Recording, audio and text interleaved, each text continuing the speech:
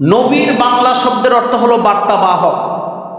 নবী রাসূলের শব্দগুলা বাংলার তর্জমা দিয়া সম্পূর্ণরূপে বোঝানো সহজ না। নবী মানে হচ্ছে যিনি সংবাদ বাহক। নাবা শব্দের অর্থ হলো সংবাদ। বলে নাবা শব্দের অর্থ কি? আর নবী শব্দের অর্থ হচ্ছে যিনি সংবাদ বহন করে নিয়ে আসছেন। কার পক্ষ থেকে? নবীদেরকে সাধারণ সাংবাদিকের সাথে তুলনা করার কোনো সুযোগ নাই। নবী করিম সাল্লাল্লাহু আলাইহি ওয়াসাল্লাম বলেছেন, কুল্লুকুম খত্তা, তোমরা সবাই ভুল করো। সবাই কি করো? ভুল করো।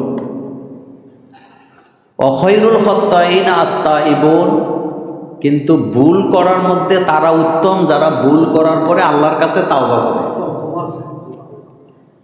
আরেক হাদিসে রাসূল বলেছেন, তোমরা ভুল করো কিন্তু আমি ভুল করি না, কারণ আমাকে কন্ট্রোল করে কে? আল্লাহ।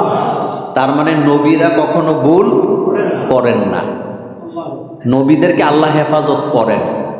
নবীদেরকে আল্লাহ পাক কি করেন? হেফাজত করেন। কিন্তু মানুষ কি করে? ভুল করে। ভুল ছাড়া কোনো মানুষ নাই। এজন্য কারো যখন ভুল হয়ে যায় তখন এই ভুলটাকে শুধরে দেওয়ার একটা তরিকা কি আছে? ভুল শুধরে দেওয়ার অনেকগুলো তরিকা আছে, তার ভিতরে দুইটা তরিকা শ্রেষ্ঠ। প্রথমটি হচ্ছে ইখলাসের সহিত আল্লাহকে ভয় করে কারো ভুলটা ধরায়া দেওয়া। গালাগালি করে নয়, ধমকি দিয়ে নয়, কোনো ফতুয়া দিয়ে নয়, ভালোবাসা দিয়ে বলা যে আপনার এই জায়গায় এটা কি হয়েছে? ভুল হয়েছে। দ্বিতীয়টি হচ্ছে ভুলটাকে সংশোধন করার জন্য আক্রমণাত্মক কোনো শব্দ ব্যবহার করা যাবে না। দুই ব্যক্তির মধ্যে যখন দ্বন্দ্ব হয়, আল্লাহ পাক বলছেন তোমরা দুইজনের মধ্যে কি করো? সমাধা করে দাও। ঝগড়া কি আল্লাহ বাড়াইতে বলছে না কমাইতে বলছে? আল্লাহ রাব্বুল আলামিন বলছেন, ইন্নামাল মুমিনুনা ইখওয়াতুন, নিশ্চয়ই একজন মুমিন আরেকজন মুমিনের ভাই হয়, মুমিনেরা একে অপরের ভাই। ফা আসলিহু বাইনা আখওয়াইকুম, তোমাদের দুই ভাইয়ের মধ্যে যখন কোনো ঝগড়া হয়, ঝামেলা হয়, তোমরা তাদের দুইজনের মধ্যে সমাধা করে দাও, সংশোধন করে দাও, দুইজনকে তোমরা মিলিয়ে দাও। দুইজনে ঝগড়া লাগছে, আপনার আমার দায়িত্ব হলো কি? মিলিয়ে দেয়া, ঝগড়াটা থামায় দেয়া। ঝগড়া যেন না বাড়ে। ঝগড়া কমাইতে বলছে কে? আল্লাহ। আল্লাহ পাক।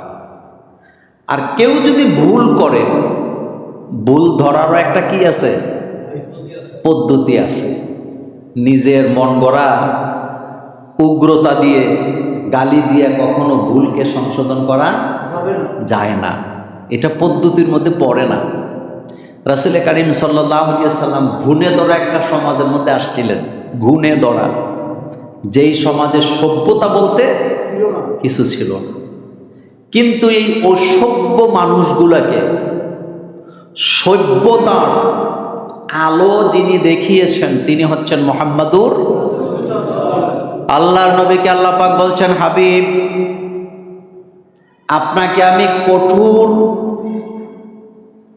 হৃদয়ের মানুষ করে দুনিয়াতে পাঠাই নাই, কঠোরতা দিয়ে আমি আপনাকে বানাই নাই, আমি আপনাকে কোমলতা দিয়ে তৈরি করেছি। আপনার হৃদয়টাকে কোমল হৃদয়ের করেছি। আমি যদি আপনাকে কঠোর হৃদয়ের করতাম, মানুষগুলো আপনার কাছ থেকে দূরে সরে যেত। আপনার কোমলতার কারণে দলে দলে লোকেরা আপনার কাছে আসে, তারা আপনার হাত ধরে কালিমা পড়ে মুমিন হয়ে যায়। এবার আসলে একটা গুরুত্বপূর্ণ কথা বলি, সেটি হচ্ছে একজন ব্যক্তিকে ততক্ষণ পর্যন্ত আপনি কাফের বলতে পারবেন না যতক্ষণ সে নিজেকে নিজে কাফের বলে ঘোষণা না দেয়। একজন লোক কালিমা পড়েছে গোপনে গোপনে, কোনো কারণে প্রকাশ করে নাই, সে কি মুমিন না কাফের? 100% মুমিন। সে প্রকাশ করে না, এটা তার ব্যক্তিগত ব্যাপার, কিন্তু তে বিশ্বাস করে কার প্রতি? সে মোমেন। একটা লোক নামাজ পড়ে কিন্তু মাঝে মধ্যে ছেড়ে দেয়, লোকটা মোমেন। লোকটা কি?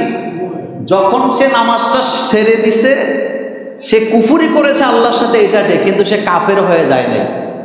কাফের হলো যারা ঘোষণা দিয়ে আল্লাহকে অস্বীকার করে, যেমন আবু জাহিল, আবু লাহাব, উতবা, সাইবা, মুগিরারা ঘোষণা দিয়ে আল্লাহকে কি করছে? অস্বীকার করছে। কোন লোক যদি কালিমা পড়েন, কোন লোক যদি আল্লাহ আল্লাহ রাসূলের প্রতি বিশ্বাস স্থাপন করে, আখিরাতের প্রতি বিশ্বাস রাখে, আপনি তাকে কখনো কাফের বলতে পারবেন না। কারণ আল্লাহর প্রতি তার বিশ্বাস আছে, হতে পারে তার আমলের মধ্যে ঘাটতি আছে, কমতি আছে, কোন জায়গায় কমতি আছে, কিন্তু তার এই কমতিটাকে আল্লাহ পূরণও করে দিতে পারেন। আবার তাকে ক্ষমা করার একচ্ছত্র মালিকানা কার?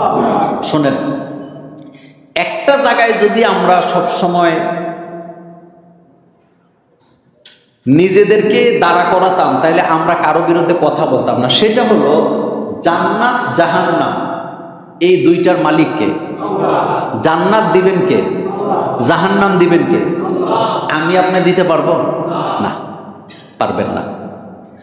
আল্লাহ যদি কাউকে জাহান্নাম দেয়, পৃথিবীর সমস্ত মানুষ যদি চেষ্টা করে, তারে জান্নাতে নিতে পারবো না, পারবে না। আর আল্লাহ যদি কাউকে জাহান্নামের ঘোষণা দেয়, কেউ সুপারিশ করে তাকে জান্নাতে নিতে। আরেকটি কথা বলি, রাসূলুল্লাহ সাল্লাল্লাহু আলাইহি সাল্লাম তিনি শাফায়াতের মালিক, এটা 100% সত্য। কিন্তু রাসূলুল্লাহ সাল্লাল্লাহু আলাইহি সাল্লাম যারে তারে শাফায়াত করবেন না। আল্লাহ যাদেরকে শাফায়াত করতে বলবেন, রাসূল তাদেরকেই শাফায়াত করবেন। রাসূল সাল্লাল্লাহু আলাইহি ওয়াসাল্লামকে যদি আল্লাহ পাক একেবারে এভাবে ঘোষণা দিতেন যে নবী আপনি যার ইচ্ছা তারে শাফায়াত করেন, তাহলে আপনি যতই কথা বলেন, ফতুয়া দেন, রাসূল সাল্লাল্লাহু আলাইহি ওয়াসাল্লাম সবার আগে নিজের চাচা আবু তালিবকে শাফায়াত করতেন। কিন্তু আবু তালিবকে রাসূল শাফায়াত করবেন না এই কারণে, কারণ সে কালিমা পড়ে নাই। কথাকে বুঝে আসছে? সুতরাং আমি আপনি কাউকে জান্নাতীও বলতে পারি না, জাহান্নামীও বলতে পারবো না। আমি আপনি কাউকে খারাপ বললেই সে খারাপ হয়ে যাবে না, আমি আপনি কাউকে ভালো বললেই ভালো হবে না, যতক্ষণ পর্যন্ত লোকটা আল্লাহর আদালতে ভালো অথবা মন্দ সাব্যস্ত না হয়। এই জন্য সবসময় নিজেকে নিয়ে চিন্তা করা উচিত যে আমি কোন জায়গায় আছি, আমি জান্নাতি কিনা, আমার আমল কবুল হয় কিনা, আমার ঈমান ঠিক আছে কিনা, আমি কতটুকু ভালো। আগে নিজেকে নিয়ে চিন্তা করা কি উচিত, নিজেকে আয়নার সামনে দাঁড়া করানো উচিত। আমি কতটা, আমার চরিত্রের সাথে আমার কথার মিল আছে কিনা। আমার কলেজার ভাইয়ারা, রাসূল করিম সাল্লাল্লাহু আলাইহি ওয়াসাল্লামের একটা চমৎকার হাদিস বুখারী মুসলিমে হাদিসটি আসছে, বুখারীতে হাদিস আসছে, আদাবুল মুফরাদে ওই হাদিসটি এসেছেন হযরতে আনাস বিন মালিক রাদিয়াল্লাহু তাআলা আনহু থেকে হাদিস বর্ণিত। তিনি বলেন, লা ইউমিনু আহাদুকুম হাত্তা ইউহিব্বু লি আখিহি মা ইউহিব্বু লি নাফসিহি। কি কঠিন কথা।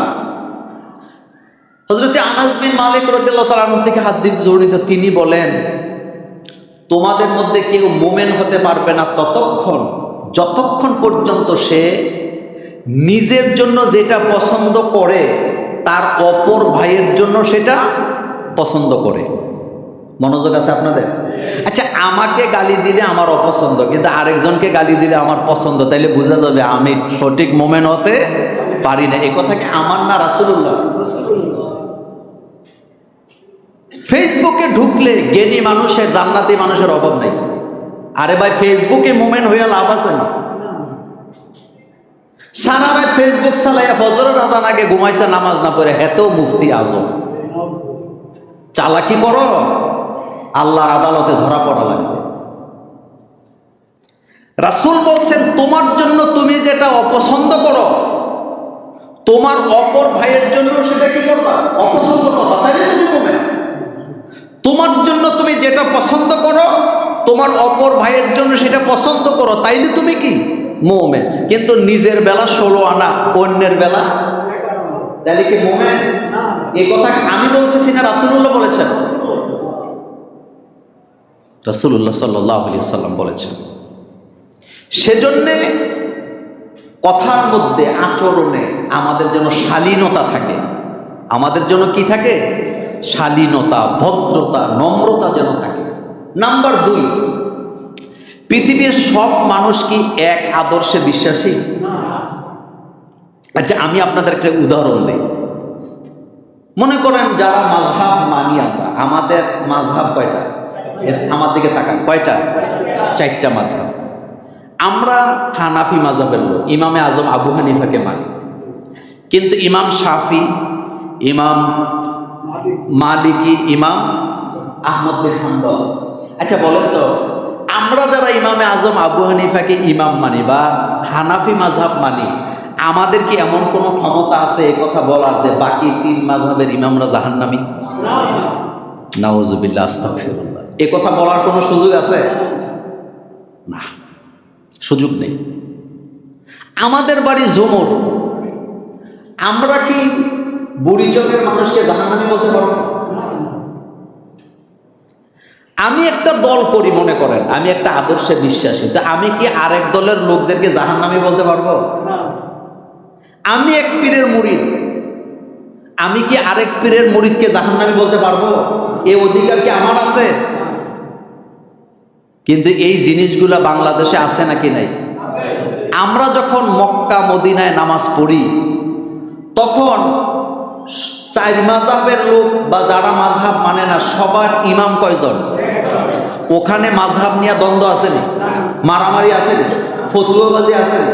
তো বাংলাদেশে আসলে ফতুয়াবাজি হয় কেন? আপনি দেখবেন আমাদের দেশে পীর সাহেবের টুপি যেই কালার, মুরিদের টুপি সেই কালার। পীর সাহেবের পাগড়ি যেমন, মুরিদের পাগড়ি তেমন। পীর সাহেবের পাঞ্জাবি যেমন, মুরিদের পাঞ্জাবিও তেমন। তো এই জিনিসগুলা কি আমি পীর সাহেব থেকে নেব না রাসূলুল্লাহর কাছ থেকে নেব? এখানেই তো সমস্যা। আমাদেরকে পোশাকে ভাগ করতে হবে, টুপি দিয়ে ভাগ করতে হবে, আমাদেরকে দাড়ি দিয়ে ভাগ করতে হবে, পাঞ্জাবি দিয়ে ভাগ করতে হবে, লুঙ্গি দিয়ে ভাগ করতে হবে। এই ভাগ করতে করতে করতে করতে মূলত আমরা ইসলামটাকে কি করছি? ভাগ করে দিচ্ছি। আল্লাহ রাব্বুল আলামিন কোরআনুল কারীমে বলছেন, ইন্নাল্লাযীনা ফাররাকু দীনাহুম, ও নবী, যারা নিজেদের দিনকে খণ্ড বিখণ্ডিত করে ভাগ করে, তাদের সাথে আপনি মুহাম্মদ সাল্লাল্লাহু আলাইহি ওয়াসাল্লামের কোনো সম্পর্ক নেই।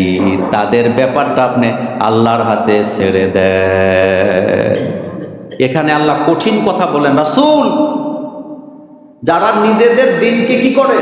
ভাগ করে, দলে দলে বিভক্ত করে, তাদের বিষয়টা আপনি আল্লাহর কাছে ছেড়ে দেন। আর তাদের সাথে আপনি মুহাম্মদ সাল্লাল্লাহু আলাইহি ওয়াসাল্লামের কোনো সম্পর্ক নেই। আকীদার দোহাই দিয়ে, জানেও না ওই লোকের আকীদা কি। আমাদের মূল আকীদা হচ্ছে একটা। বলেন, মূল আকীদা কয়টা? সেই আকীদা হচ্ছে আশহাদু আল্লা ইলাহা ইল্লাল্লাহ ওয়া আশহাদু আন্না মুহাম্মাদান আবদুহু ওয়া রাসূল। এটা হচ্ছে মূল আকীদা। রাদাইতু বিল্লাহি রাব্বান, করেন, রাদাইতু বিল্লাহি রাব্বান ওয়া বিল ইসলামি দীনান ওয়া বিমুহাম্মাদিন রাসূলা সাল্লাল্লাহু আলাইহি ওয়াসাল্লাম। এর চাইতে বড় আকীদা পৃথিবীতে আর কিছুই নাই। যেই লোকটা বলল রাদাইতু বিল্লাহি রাব্বান, আমি রব হিসাবে রাজি খুশি আছি, সন্তুষ্ট আছি কার প্রতি? অবিল ইসলামি দীনা, আমার ইসলাম, আমার দিন, আমার বিধান হলো ইসলাম। আমার বিধান কি? আর আমার নবী মুহাম্মাদুর রাসূলুল্লাহ সাল্লাল্লাহু আলাইহি ওয়াসাল্লাম, তিনি হচ্ছেন আমাদের নবী, যিনি আল্লাহর প্রেরিত নবী এবং রাসূল। নবী এবং নবী রাসূলদের দায়িত্ব কি? কোরআনে এই কথাগুলো আছে নাকি নাই? হুয়াল্লাযী আরসালা রাসূলাহু বিল হুদা ওয়া দীনিল হক লিইয়ুযহিরাহু আলাদ দীনি কুল্লি। ও নবী, আপনাকে আমি হেদায়েতের বাণী দিয়ে দুনিয়াতে হেদায়েত হিসেবে প্রেরণ করেছি। নবী, আপনার কাজ হলো আপনি পৃথিবীতে যত মতভেদ আছে সমস্ত মতবাদের উপরে ইসলামকে বিজয় করে দিবেন, ইসলামকে সবার উপরে রাখবেন। সুবহানাল্লাহ। ইন্নাদ দীনা ইনদাল্লাহিল ইসলাম। ইসলাম হচ্ছে আল্লাহ পাকের মনোনীত বিধান। বিধান। বলেন ইসলাম কার মনোনীত বিধান? আল্লাহ পাকের মনোনীত বিধান। নবী হচ্ছেন, নবীর বাংলা শব্দের অর্থ হলো বার্তাবাহক। নবী রাসূলের শব্দগুলা বাংলার তর্জমা দিয়া সম্পূর্ণরূপে বোঝানো সহজ না। নবী মানে হচ্ছে যিনি সংবাদ বাহক। নাবা শব্দের অর্থ হলো সংবাদ। বলে নাবা শব্দের অর্থ কি? আর নবী শব্দের অর্থ হচ্ছে যিনি সংবাদ বহন করে নিয়ে আসছেন। কার পক্ষ থেকে? নবীদেরকে সাধারণ সাংবাদিকের সাথে তুলনা করার কোনো সুযোগ নাই, কারণ নবীরা হচ্ছে আল্লাহর পক্ষ থেকে বাণী নিয়ে মানুষের কাছে পৌঁছে দেয়। রসুল মানে হলো যাদের কাছে রিসালাত সহ নবুয়ত এসেছেন, অর্থাৎ যেই নবীদের উপরে কি কিতাব নাযিল হয়েছে। সমস্ত রসুলরা নবী ছিলেন। মনোযোগ আছে আপনাদের? সমস্ত রাসূলরা কি ছিলেন? নবী ছিলেন, কিন্তু সব নবী রাসূল ছিলেন না। আসমানি কিতাব কয়টা? 104। আসমানি কিতাব কয়টা? 104 খানা। এই 104 খানার ভিতরে নবী কি শুধু 104? আর 104 কিতাব কিন্তু 160 জন নবীর উপরে নাযিল হয় নাই। কোন কোন নবীর উপর একসাথে 40টাও নাযিল হয়েছে। আপনার আমার নবী মুহাম্মদ সাল্লাল্লাহু আলাইহি ওয়াসাল্লামের উপরে কিতাব নাযিল হয়েছে কয়টা? কি নাম? কোরআন। কোরআন। মুসা আলাইহিস সালামের উপরে কিতাব নাযিল হয়েছে কয়টা? একটা। হযরত ঈসা আলাইহিস সালামের উপরে কিতাব নাযিল হয়েছে কয়টা? কিন্তু ইব্রাহিম আলাইহিস সালামের উপর একাধিক। সেজন্য সমস্ত রসুলরা নবী ছিলেন, কিন্তু সব নবী কি ছিল না? রসুল ছিল না। কোন কোন নবী আগের নবীর বা রিসালাতের বাণী তারা কি করেছেন? প্রচার করেছেন। কিন্তু নবী নাবা শব্দ দিয়ে থেকেই আসছে। এর বাংলা অর্থ হলো যিনি আল্লাহ পাকের পক্ষ থেকে, তিনি হচ্ছেন বার্তাবাহক। আল্লাহর বার্তা এনে মানুষের কাছে কি করেন? পৌঁছে দেন। আর এই নবীরা আল্লাহর পক্ষ থেকে বাণী পৌঁছাইতে যাইয়া কম বেশি করে নাই। সুবহানাল্লাহ পড়ে। কমও করে নাই, বেশিও করে নাই, বাড়ায়ও নাই, কমায়ও নাই। এই ব্যাপারে অন্যদিন আলোচনা করা যাবে, সেদিকে আমরা গেলাম না। সেজন্য কোন ব্যক্তি যদি কালিমা পড়ে, নামাজ পড়ে, শাহাদা পড়ে, হজ করে, যাকাত দেয়, রোজা রাখে এবং নিজেকে প্রকাশ্যে কুফর বা কাফের বলে ঘোষণা না দেয়, আপনি তাকে কাফের বলতে পারবেন না।